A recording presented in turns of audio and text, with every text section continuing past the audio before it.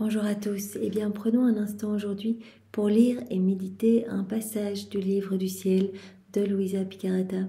Au nom du Père qui m'a créé, du Fils qui m'a sauvé et du Saint-Esprit qui me sanctifie. Amen.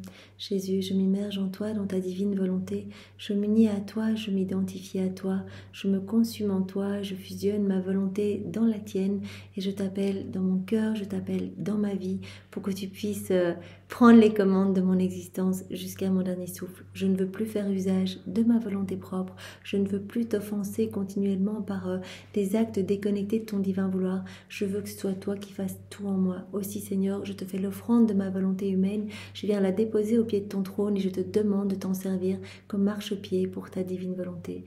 Viens déployer ta vie en moi, Seigneur. Utilise mes mains, mes pieds, mes regards, mes paroles, mes pensées, mes battements de cœur, mon souffle. Que tout soit fait pour ta gloire, pour toi, par toi et en toi, Seigneur. Je voudrais que tu continues ta vie en moi. Je voudrais être une extension de ta propre humanité, comme un débordement de toi-même, comme un écho de toi-même sur la terre, Seigneur. Aussi, donne-moi cette grâce de la vie dans ta divine volonté, donne-moi cette grâce de la souvenance, que je puisse dans toutes mes actions me souvenir de t'appeler, que tu puisses t'inviter dans mes actions, Seigneur. Jésus, maintenant, je te demande de venir nous disposer chacun pour accueillir ce nouvel enseignement. Viens préparer nos cœurs, nos intelligences, viens déverser en nous ton amour, ta compréhension, ta sagesse, pour que vraiment nous puissions comprendre avec ton intelligence à toi et que nous puissions nous abreuver de tous ces mots bénis, toutes ces vies divines que tu nous donnes, avec tellement d'amour tous les jours, que nous puissions les recevoir et que nous puissions les mettre en pratique pour que nos vies se transforment, que nos actes deviennent divins et éternels et que toute notre vie puisse être comme des offrandes éternelles pour ta gloire, que nous puissions continuellement t'offrir de l'amour, de la compensation, de tendresse, que nous puissions réparer continuellement pour tous nos frères et sœurs du passé, du présent et du futur. Jésus, maintenant, envoie sur chacun de nous ton Esprit Saint et vraiment que ce moment fait en union avec toi puisse avoir des retombées bénéfiques et merveilleux dans tous les cœurs. Viens, Esprit Saint, viens par la puissante intercession du cœur immaculé de Marie, ton épouse bien-aimée. Viens, Esprit Saint, viens par la puissante intercession du cœur immaculé de Marie, ton épouse bien-aimée. Viens, Esprit Saint, viens, par la puissante intercession du cœur immaculé de Marie, ton épouse bien-aimée. Alors le passage que nous allons méditer est celui du 10 novembre 1927. Nous sommes dans le volume 23 et c'est Luisa qui parle. Je me sentais totalement abandonnée dans le fiat éternel, seule avec Jésus, comme si rien d'autre n'existait. Et je me disais, je suis seule. Je ne sens en moi que la grande mère de la divine volonté et rien d'autre n'existe pour moi. Luisa est notre modèle, donc regardons un peu ce qu'elle fait. En fait, elle garde ses yeux fixés sur Jésus, tout le reste est balayé. Elle se sent seule avec Jésus. Elle ne pense qu'à Jésus, elle ne parle que de Jésus, elle ne travaille que pour Jésus, elle ne respire que pour Jésus. C'est vraiment à cela que nous devons arriver. En fait, nous devons demander à Jésus ce détachement des choses du monde et vraiment qu'il puisse nous enchaîner à lui. En fait, avec les 12 chaînes de son amour, qu'il puisse nous garder tout à lui, que nos yeux n'admire que sa beauté, que nos bouches ne s'ouvrent que pour le louer, etc. Jésus lui-même disparaît et se cache dans sa lumière infinie. Ça, on le sait, voilà, quand on vit dans la divine volonté, Jésus l'a dit à Luisa, moi, tu es, Luisa, à ce 4e niveau de vie dans la divine volonté, donc vraiment, tout n'est que lumière en toi, tu es immergé dans cette mer de lumière, comprenant absolument tout, tous mes sacrements, mes œuvres, œuvres de la création, de la rédemption, de la sanctification, mes attributs divins, mon trône, mon royaume, il y a tout dans cette mer. Et donc, cette lumière est telle que parfois, elle éclipse mon humanité. La lumière de ma divinité éclipse mon humanité. Et c'est pour cela que parfois tu ne me vois pas. Jésus lui-même disparaît et se cache dans cette lumière infinie. Et s'il se fait voir un instant, les rayons du soleil de la divine volonté l'inondent et ma pauvre vue, dans sa faiblesse, est incapable de le regarder. Et j'attends que mon Jésus, ma vie, s'éloigne de cette lumière ou qu'il la rende moins éblouissante pour que je puisse à nouveau le voir. Donc, je crois qu'on n'a pas idée de cette lumière en fait, de cette lumière quand on vit dans la divine volonté, puisque chaque acte devient un soleil, on est connecté à cette source de lumière. Et je me plains de cette lumière qui cache à ma vue celui qui est la vie de ma pauvre âme. Donc Louisa, elle a vraiment besoin de voir Jésus physiquement, de voir l'humanité de Jésus. Oh, si la lumière du bienheureux Fiat était moins aveuglante, je pourrais voir mon doux Jésus, car je sens souvent sa touche divine, son souffle rafraîchissant, et parfois ses lèvres qui me donnent un baiser, et avec tout ça je ne le vois pas. Tout cela à cause de cette bienheureuse lumière qui me le cache. Ô sainte volonté de Dieu, combien tu es forte et puissante, combien tu es forte et puissante. Voilà, vivre dans la divine volonté, eh bien, voilà, il y a la force de Dieu, il y a sa puissance, il y a sa sagesse, il y a tout en fait quand on vit dans la divine volonté. Combien tu es forte et puissante si tu peux me cacher mon bien-aimé Jésus. Je pensais à cela et à d'autres choses lorsque Jésus, mon très grand bien, sortit de cette lumière aveuglante pour que je puisse le voir et il me dit « Ma fille, tu es seule avec moi et je suis seule avec toi. » Jésus l'a dit tellement de fois, je suis la divine volonté. Donc Louisa, ne t'en fais pas quand tu ne me vois pas, je suis là, c'est moi qui fais tout en toi. Tu respires, je respire en toi. Quand tu pries, ce sont mes prières. Quand tu loues, ce sont mes louanges. Quand tu bénis, ce sont mes bénédictions. Quand tu répares, ce sont mes réparations. C'est moi qui opère en toi. Aussi bien que tous tes actes sont divins, éternels. À chaque fois que tu fais quelque chose, moi je prononce mon fiat créateur sur ton âme. Il y a quelque chose de nouveau qui se crée en toi. Il y a quelque chose de magnifique au point tel que toute la cour céleste, tous les saints, les bienheureux viennent s'émerveiller à chaque nouvelle création. Donc je suis là et chacun de tes actes forme un peu plus de lumière. Tu es vraiment comme immergé dans cette mer de lumière. Tu voudrais en sortir, que tu n'y arriverais pas. Tu es trop immergé dedans et chaque acte que tu as fait dans ma divine volonté, cela a été comme autant de portes que tu as fermées, de portes qui auraient pu te ramener dans ta volonté humaine. Donc, cela peut être applicable pour nous à notre petite échelle. À chaque fois qu'on fait des actes, on s'enfonce un peu plus dans cette lumière, on se laisse un peu plus remplir de l'amour de Dieu, de sa présence, de son Esprit Saint. De tout en fait, de sa paix, des joies célestes, des bonheurs célestes. Tu es seul avec moi et je suis seule avec toi. Donc au plus on va vivre dans la divine volonté, au plus notre regard va être focus sur Jésus. On ne verra plus rien d'autre, on ne pensera qu'à Jésus. L'âme qui vit dans la divine volonté, Jésus le dit tout le temps, n'agit pas pour elle-même, ne demande pas, ne supplie pas pour avoir des grâces, des bénédictions.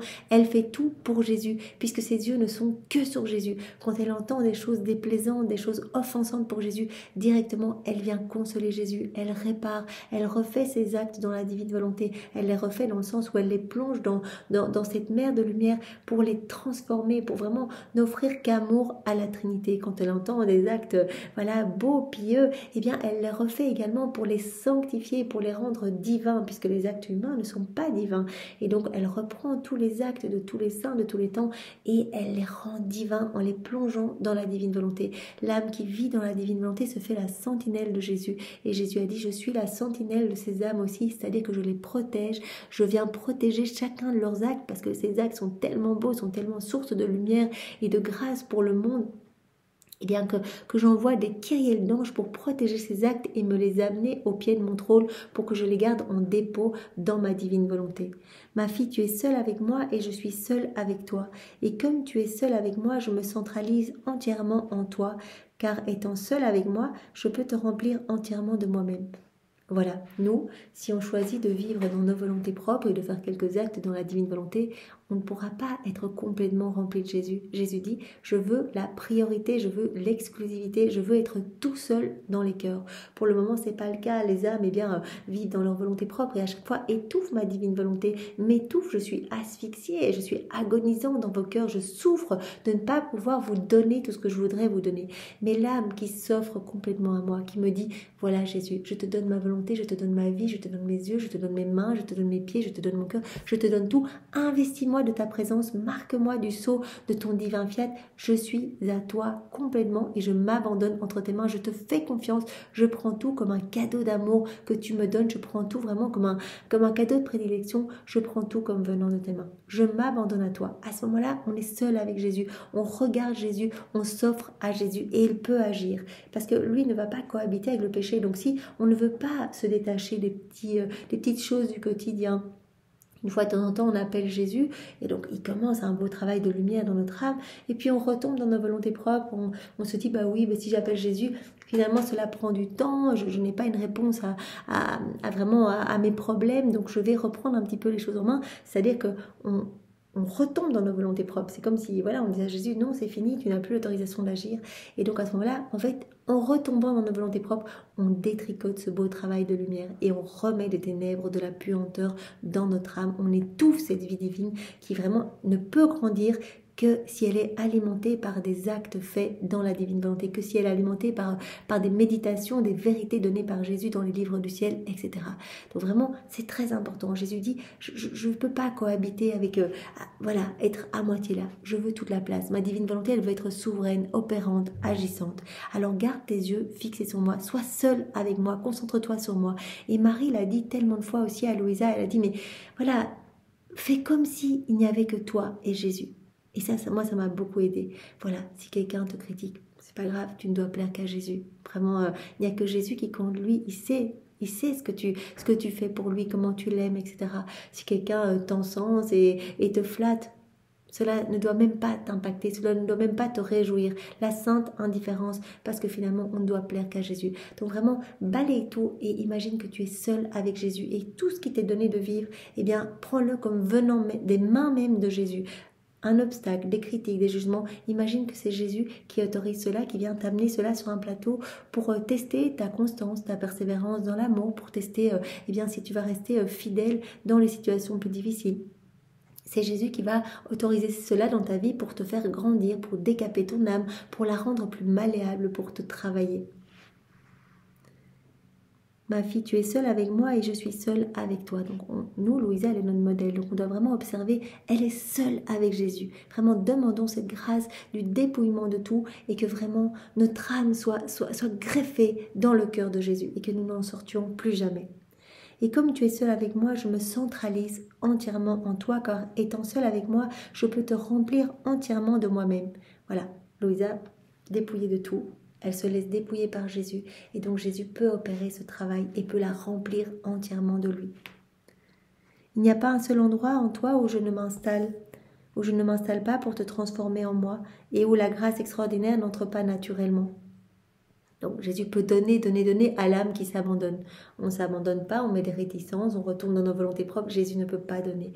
Il dit voilà les âmes qui ne veulent pas en fait. J'ai besoin de leur oui pour leur donner. Mais si les âmes ne veulent pas, ne pensent pas à moi, eh bien je suis là les bras chargés de cadeaux, de présents, de grâces, de bénédictions. Mais je ne peux pas donner et cela m'étouffe. Donc dès que je trouve une âme qui me dit oui, eh bien je vais donner toutes les grâces que j'avais prévu de donner à tous les autres, toutes ces grâces qui ont été rejetées, je vais les donner à cette âme. Parce que elle s'abandonne entre mes mains et donc elle va réparer pour tous. Donc c'est normal que je lui donne les grâces que j'avais prévues pour tous les autres puisqu'elle va réparer pour les autres. Lorsque l'âme est seule avec moi, je suis libre de faire ce que je veux. Je suis seule à jouir de cette âme et mon amour va jusqu'à la folie. C'est tellement beau, mon amour va jusqu'à la folie. Donc vraiment, c'est des débordements, mais des excès d'amour en fait. Il nous donne, mais tellement en fait. On lui dit oui, il est tellement touché en fait par ce petit retour d'amour en fait, puisque tout est pour nous, tout est amour pour nous. On a été façonnés dans l'amour, on a tout reçu pour être vraiment des êtres d'amour et répondre à cet amour. Dès qu'on répond à cet amour, là il envoie mais vraiment des torrents à n'en plus finir de cadeaux en fait pour vraiment qu'on puisse l'aimer davantage et qu'on puisse garder nos yeux fixés sur lui. Mon amour va jusqu'à la folie. Il me pousse à user de tant de stratagèmes amoureux que si les autres créatures pouvaient tout voir et tout entendre, elles diraient « Il n'y a que Jésus qui sache aimer autant et de façon aussi surprenante et ingénieuse. » Il va utiliser tellement de stratagèmes d'amour pour nous garder tout le temps unis à lui. Et vraiment, rien que dans ses écrits du ciel, chaque mot est un aimant pour notre âme, en fait. Je ne sais pas si vous avez remarqué, mais on commence à lire les écrits du ciel, c'est une drogue. On ne peut plus s'arrêter. Et cela jusqu'à notre dernier souffle. Je suis sûre qu'une fois qu'on met le pied là-dedans, voilà, cela happe notre âme et vraiment cela remplit notre âme.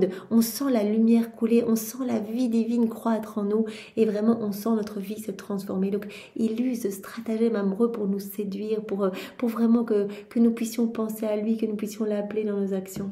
Et il utilise chacun de nous comme des instruments de paix, d'amour et de miséricorde pour toucher ses enfants partout. Pour l'âme qui vit seule avec moi, Je suis comme serait le soleil s'il pouvait centraliser toute sa lumière sur une seule plante. Voilà, on vit seul avec Jésus, on est connecté à la source, on reçoit, on reçoit, on reçoit. Comme si le soleil centralisait toute sa lumière sur une seule plante.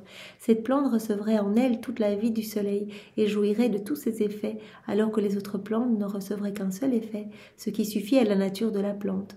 Par contre, la première, donc celle qui est connectée à la source, cette petite plante, cette petite âme qui a dit oui, qui s'est offerte, eh bien, comme elle reçoit toute la vie du soleil, elle recevra directement de la vie et ses effets, elle reçoit également tous les effets que contient la lumière.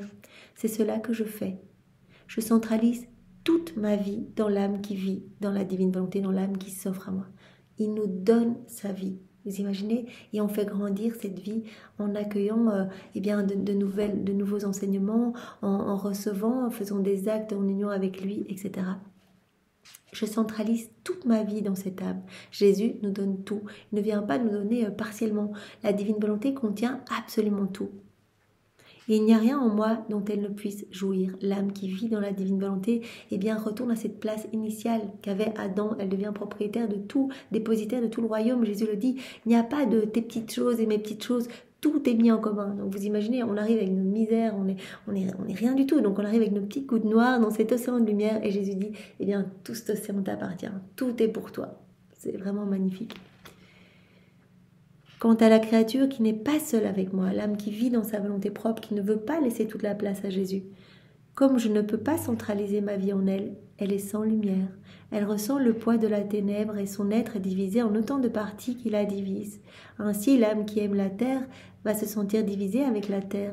Si elle aime les créatures, les plaisirs, les richesses, elle se sent divisée, morcelée et tirée de tous côtés. Voilà, l'âme qui ne veut pas mettre Jésus à la première place, qui ne veut pas centrer tout sur Jésus, va sentir un petit peu son cœur tiraillé, voilà, entre les personnes qu'elle aime, les richesses peut-être qu'elle aime, les voyages, ses biens matériels, etc. Et Jésus ne peut pas donner sa vie, en fait, ne peut pas tout donner parce que l'âme est remplie de choses humaines, en fait, remplie de choses du monde. Alors il faut choisir, soit on veut se remplir des choses ici-bas, alors il n'y a plus de place pour Jésus, la divine volonté reste dans un petit coin et elle devient esclave de notre volonté propre, ou alors on dit non Seigneur, je te fais confiance, je sais que tu veux le meilleur pour moi, je sais que toi tu connais le nombre de cheveux que j'ai sur la tête, tu m'aimes infiniment, plus que personne ne pourra jamais le faire, alors je m'offre à toi et j'accepte d'être dépouillée de tout, j'accepte que tu vraiment retires tout, même si cela doit passer par des épreuves, parce que vraiment c'est dans la souffrance qu'il y a vraiment ce dépouillement total, j'accepte tout, Seigneur, pourvu que tu vraiment recrées cet espace nécessaire pour que ta divine volonté puisse être souveraine, reine, opérante et agissante à travers mon humanité. Voilà, donc Jésus prend cet exemple pour une âme qui aime trop les choses de la terre, etc. L'âme qui aime la terre se sent divisée avec la terre. Si elle aime les créatures, les plaisirs, les richesses, elle se sent divisée, morcelée et tirée de tous côtés, de telle sorte que son pauvre cœur vit dans l'anxiété et connaît la peur et les amères déceptions. On n'a jamais cette paix profonde, cette joie profonde quand on vit dans sa volonté propre. C'est impossible parce qu'on a rempli notre âme de choses ici-bas. Voilà, même d'affection, même des affections saintes, etc. Mais cette place, elle est pour Dieu. C'est comme ça qu'on a été fait au départ. On a été créé vraiment dans un débordement d'amour. Vraiment, la Trinité, avec cet amour ad intra, a voulu déverser cet amour ad extra en l'homme. Donc on a été façonné dans l'amour. Tout a été fait pour nous, par amour. Tout a été cadeau pour nous, etc. Cette place doit être pour Dieu. Sinon, l'homme, recherchera toujours, sera jamais pleinement comblé. Il n'y a que dans la divine volonté, que rattaché à cette source de lumière, vraiment laissant Dieu vivre en nous, cette place pour Dieu, que vraiment l'homme sentira cette plénitude complète, plénitude de sainteté, de beauté, de pureté. En fait, Jésus va venir tout nous donner et nous combler parfaitement.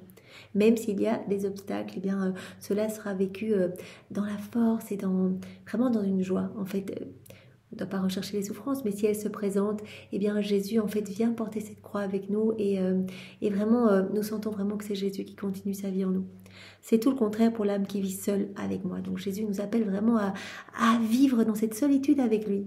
Cela ne veut pas dire déconnecter du monde, mais voir Jésus partout, l'appeler en tout, En tout ce que nous entendons, nous réparons. Nous sommes unis à Jésus. Nous voyons Jésus en nos frères et sœurs, Jésus souffrant, Jésus écrasé, Jésus rejeté dans le cœur de nos frères et sœurs. Nous le consolons, nous l'aimons. Partout en regardant la création, eh bien, nous plaçons nos actes d'amour, d'adoration, de louange. Nous tenons compagnie à la divine volonté qui est vraiment souffrante, opérante et agissante dans chaque élément créé, qui conserve les qualités divines dans les éléments créés. Donc dès que nous nous unissons, nous allons recevoir ces qualités divines.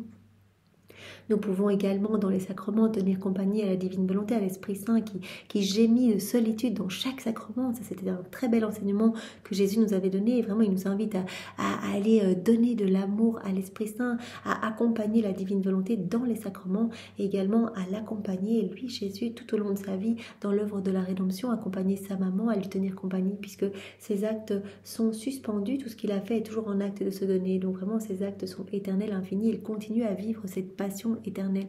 Tant que l'homme n'est pas revenu à ce pourquoi il a été créé, eh bien Jésus souffre de toutes ces déconnexions à son divin fiat, de toutes nos vies qui sont en rupture avec son divin vouloir, de tous nos actes eh bien, qui sont faits dans nos volontés propres.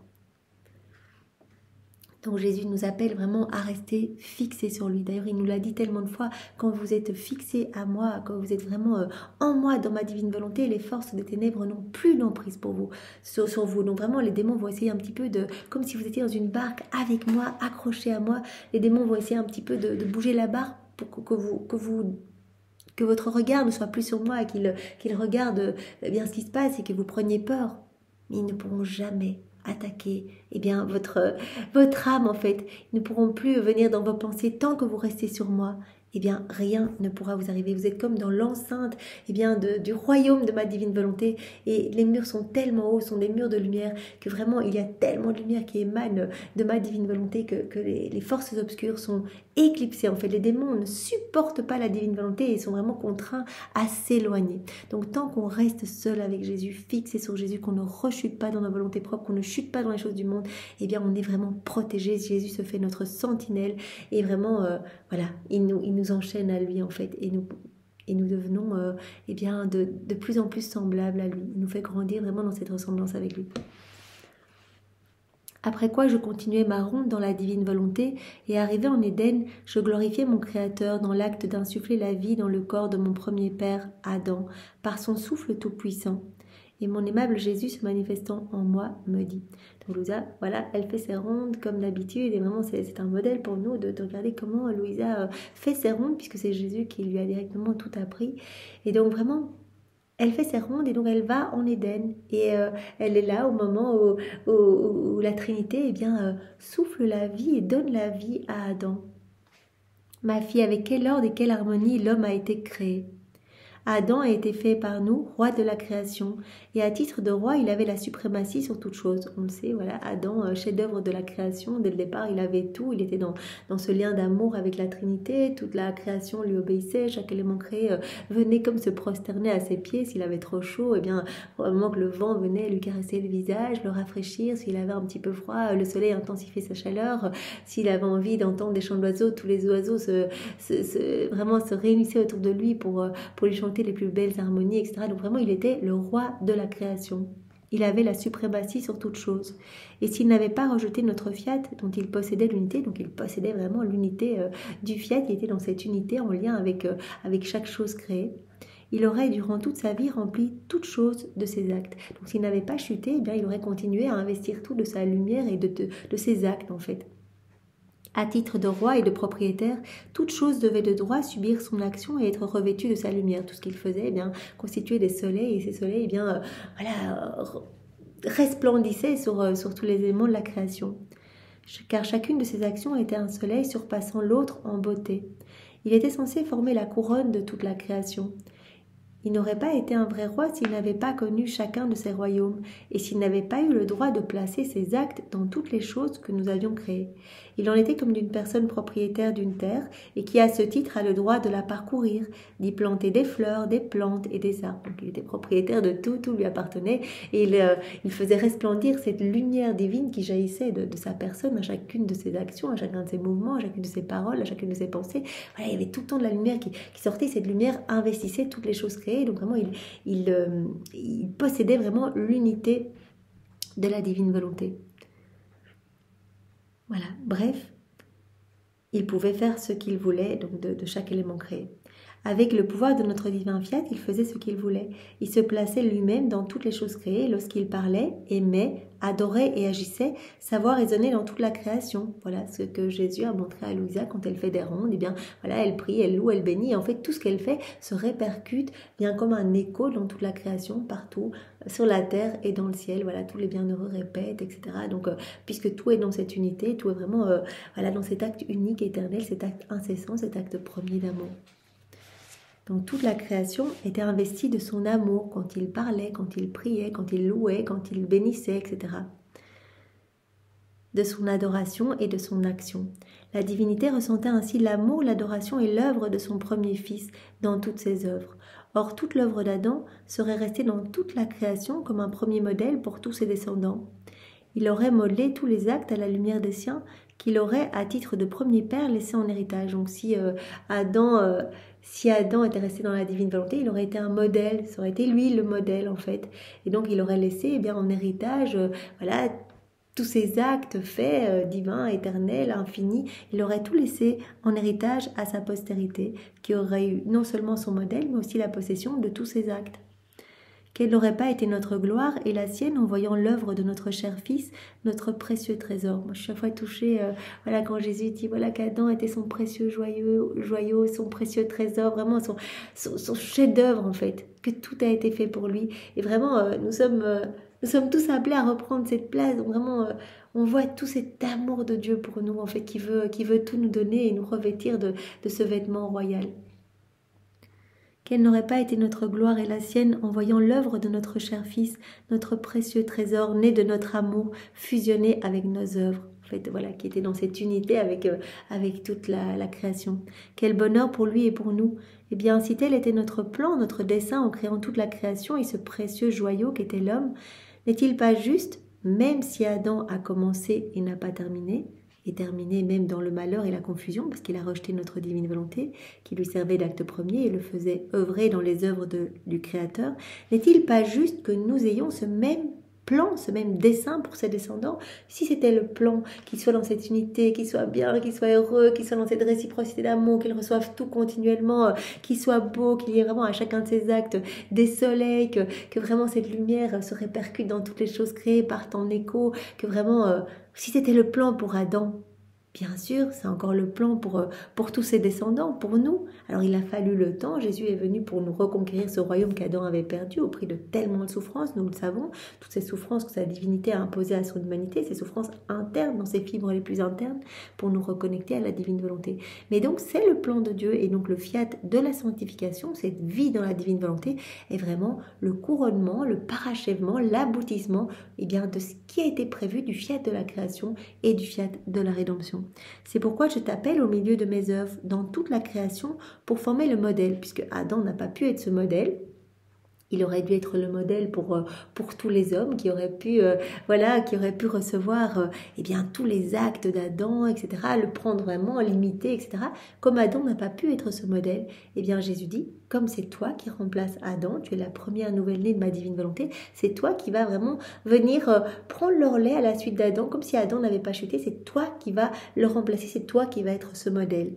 Je t'appelle au milieu de mes œuvres dans toute la création pour former le modèle auquel toutes les créatures devront se conformer pour retourner dans mon fiat. Donc vraiment, c'est toi qui vas servir de modèle pour aider les âmes à revenir dans la divine volonté, ce royaume que je veux leur redonner.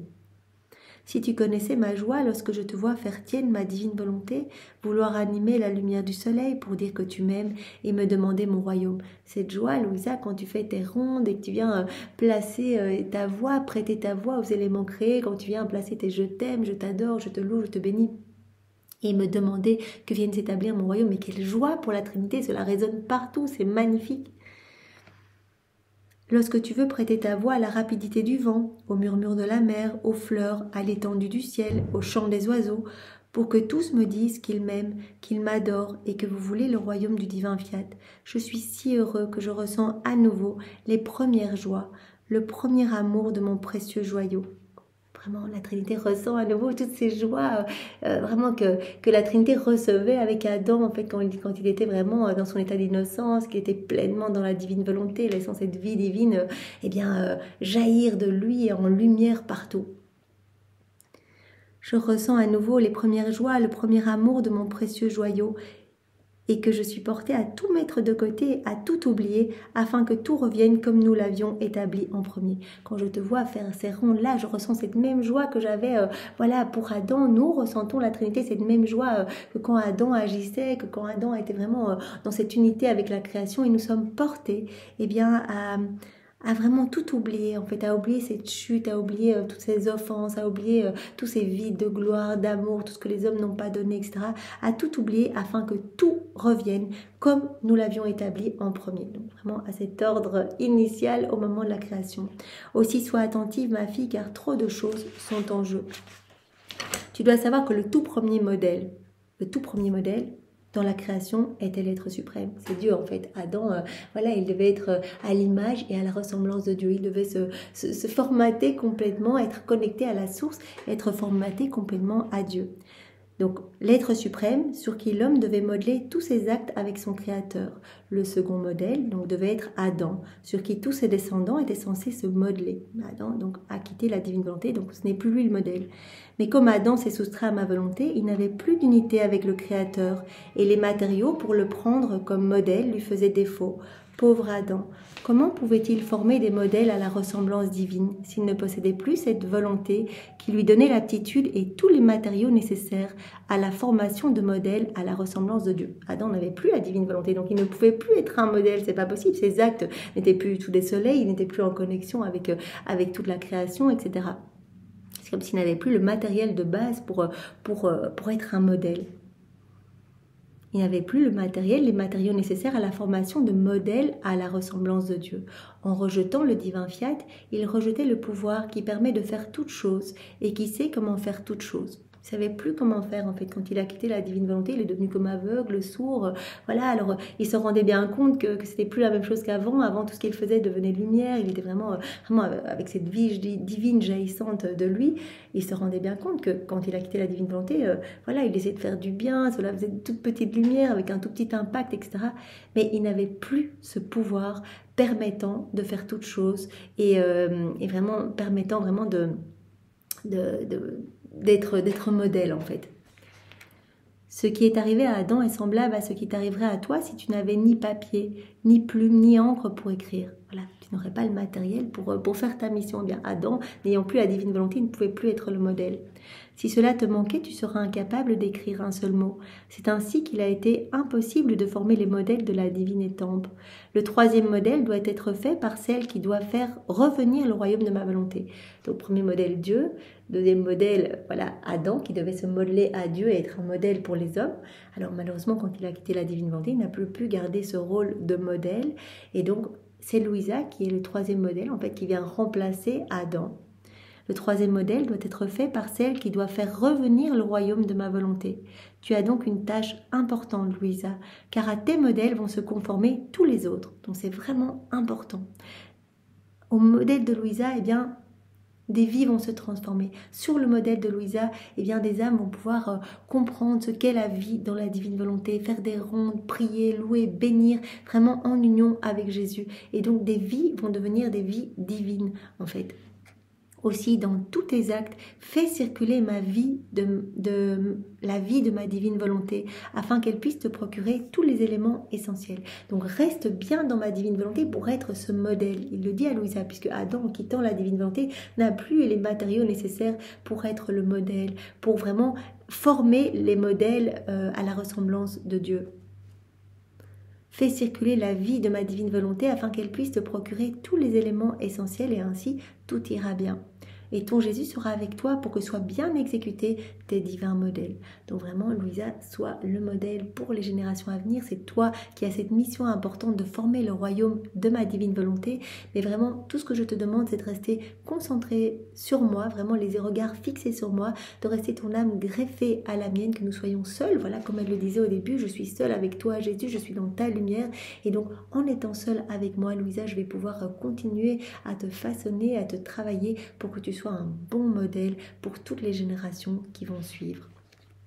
Eh bien, Seigneur, merci de nous avoir tant donné. Merci, merci pour Louisa, tout ce que tu lui as donné. Vraiment, nous lui demandons aussi de l'aide pour qu'elle puisse nous prendre par la main et vraiment nous aider à vivre dans ta divine volonté. Nous le demandons aussi à ta maman, la reine du royaume de la divine volonté, qu'elle puisse nous donner une petite gorgée, une petite goutte tous les jours, eh bien, de ta divine volonté, que nous puissions te plaire, Seigneur, que nous puissions être vraiment des âmes qui t'apportent de la joie, que nos cœurs puissent être pour toi des tabernacles d'amour, des petites sources vraiment d'amour, que tu puisses t'y reposer, que tu puisses t'y abreuver, que nous puissions continuellement te nourrir, puisque nous savons que quand nous faisons des actes dans la divine volonté, eh bien nous devenons des petites hosties. Chaque acte fait dans la divine volonté est une hostie qui te nourrit, Seigneur.